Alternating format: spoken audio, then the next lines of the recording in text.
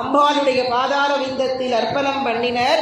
அதை பாராயணம் பண்ணினா முக்கியமாக அது வியாதிக்கு, எப்பேற்பட்ட வியாதியாக இருந்தாலும் உலகம்மை அந்தாதியை கத்துண்டு பாராயணம் பண்ணினா சரியா போயிடும். அது அந்த செய்யுளுடையதான ஒரு மகத்துவம். ஏன்னா அவருக்கு தீராத வயத்து வலி இருந்தது. நம்ம சொல்கிறோம், அம்பாளை கேட்குற, இப்படி கஷ்டத்தை கொடுக்குறியே, நான் உன்னையே நினச்சிட்டு இருக்கேன், நீ இவ்வளவு கஷ்டத்தை நீ கொடுத்துன்னு இருக்கியே, எனக்கு உனக்கு கருணை இருக்கா, உன் மனசு கல்லா, நீ கல்லு தானானெல்லாம் நம்ம கேட்குறோம். அம்பாளை ஏதான கஷ்டம் வந்துடுத்து அப்படின்னு சொல்கிறோம். நமசிவாய கவிராஜர் இப்படி அம்பாள் நடந்து அவர் துப்பின எச்சில தன் வஸ்திரத்தில் வாங்கின்ற அப்பேற்பட்ட மகாத்மா. அம்பாளுடைய சொந்த குழந்தை சுப்பிரமணியரும் கணபதியும் எப்படி தேவியினுடைய சொந்த குழந்தையோ அந்த மாதிரி சொந்த குழந்தையா இருந்தவர். அவருக்கு தீராத வயத்து வலி, குன்ம நோய், குல்மம்னு சொல்லுவார். தீராத வயத்து வலி சரியாவே போகலை. அவர் எந்த மருந்தும் நான் எடுத்துக்க மாட்டேன், 6 மருந்தும் வேண்டேன், நீ ஆடும் மஞ்சள் அபிஷேக நீர் மருந்து பாழ்வினையை நீக்கு மருந்தாகாதோ, வேர் மருந்தும் கை மருந்தும் மெய் மருந்தாம் பச்சிலையும் ஓர் மருந்தும் ஏனோ உலகுடைய மாதாவே. மா 6 மருந்தும் வேண்டேன், எந்த மருந்தும் எனக்கு வேண்டாம், நீ ஆடும் மஞ்சள் அபிஷேக நீர் மருந்து.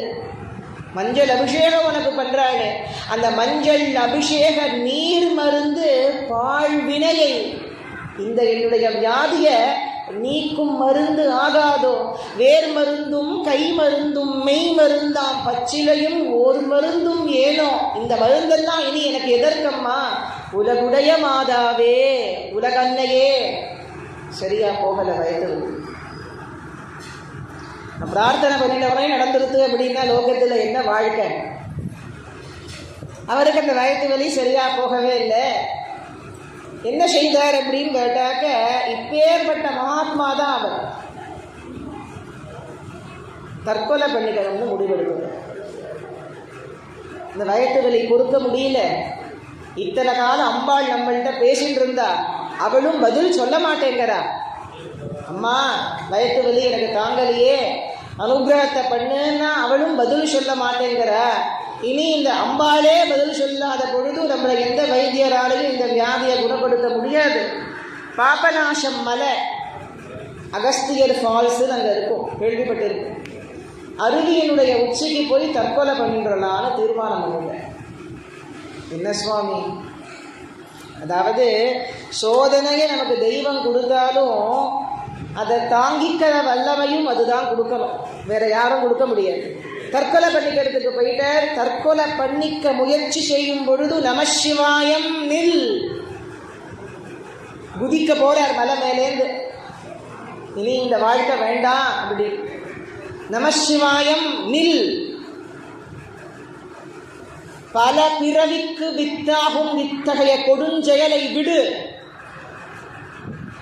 பிறவி பிணியை விட இது பெரிதில்லை, பொறுத்துக்கொள். பொறுத்துக்கோன்னா நமசிவாயம். நீ இப்போ இந்த காரியத்தை பண்ணினா கோட்டி ஜென்மாக்கள் மறுபடி உனக்கு ஏற்படும். ஏன்னா ஆத்மஹத்திங்கிறது அப்பேற்பட்ட மகா பாபம். எல்லா பாபத்திற்கும் மேல மகா பாபம் ஆத்மஹத்தி தான். அந்த ஆத்மஹத்தியை போய் பண்ணிக்கிறதுக்கு நீ தீர்மானம் பண்ணிருக்கியே, அதை விடு. அந்த பிறவிங்கிற சம்சாரம் அப்படிங்கிற பிணியை விட இந்த வயத்து வலி பெருசு கிடையாது. பொறுத்துக்கோ, பொறுத்துக்கொள் அப்படின்னு அசரீரி அம்பாள் சொல்றா, லோகாம்பிகா சொல்றா அசரீரியா. அம்மா நீ விட்ட வழி தாயே, எனக்கு ஒன்றும் தெரியாது, நீ சொல்ற அதை தாங்கிக் கொள்ளக்கூடிய சக்தியை கொடுக்க வேண்டியது உன்னுடைய பொறுப்புன்னு அம்பாளுக்கு நமஸ்காரம் பண்ணி ஆற்றுக்கு போற. பொண்ணு கவலைப்பட்ட, ஒரே பொண்ணு கவலைப்பட்டு இருப்பாளேன்னு ஆற்றுக்கு போற. ஆற்றுக்கு போனா பொண்ணும் அப்போதான் ருதுவாயிருக்கா, அதாவது இப்போதான் முதல்ல அந்த இதுவாயிருக்கா, வயசுக்கு வந்திருக்கா. அதனால அவ இல்லை, இவருக்கோ பசி தாங்கலை. இவருக்கு இந்த விஷயம் தெரியாது, பொண்ணு காணுமே அப்படின்னு தேடுறார். இது ருதுவான விஷயங்கள் எல்லாம் அவருக்கு தெரியாது, பக்கத்தாத்துல இருக்காகும்.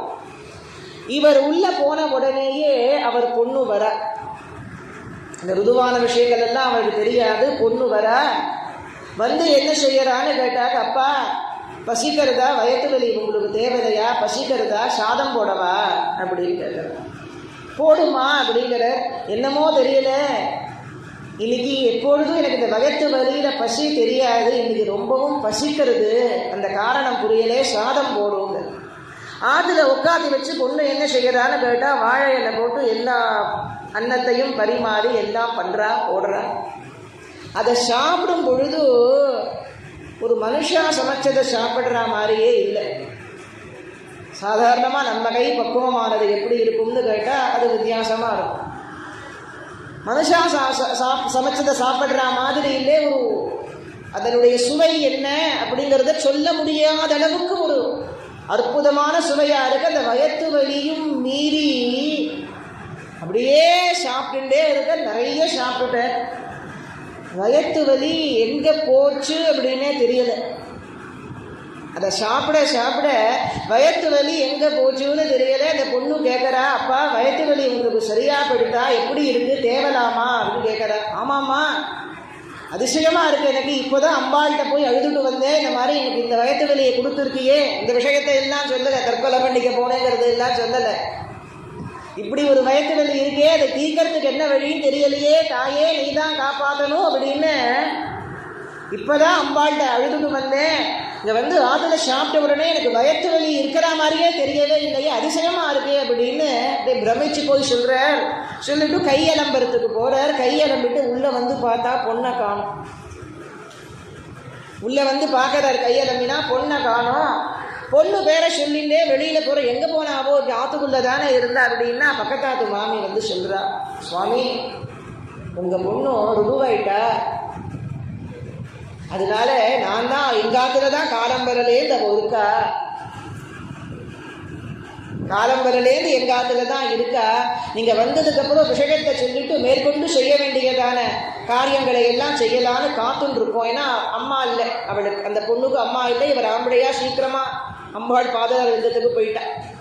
அம்மா லோகாம்பிகே சொல்லி அப்படியே கோவிலுக்கு போய் அம்பாளுடைய பாதார லிங்கத்தில் விழுந்து சரணாகதி பண்ணி, அம்மா நீயே வந்து என் கஷ்டத்தை தீர்க்கறதுக்காக வேண்டி எனக்கு நீ சாதம் போட்டியே, உன்னை விடவும் கருணாமூர்த்தி இந்த லோகத்திலே இருக்க முடியுமா?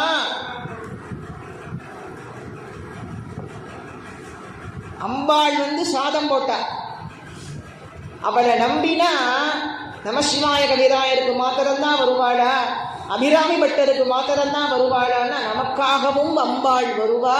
அவ மாதிரி பக்தியை செலுத்தி அவளே கதி அப்படின்னு இருந்தோன்னு சொன்னா நமக்காகவும் நம்மளை தேடியும் அம்பாள் வருவா.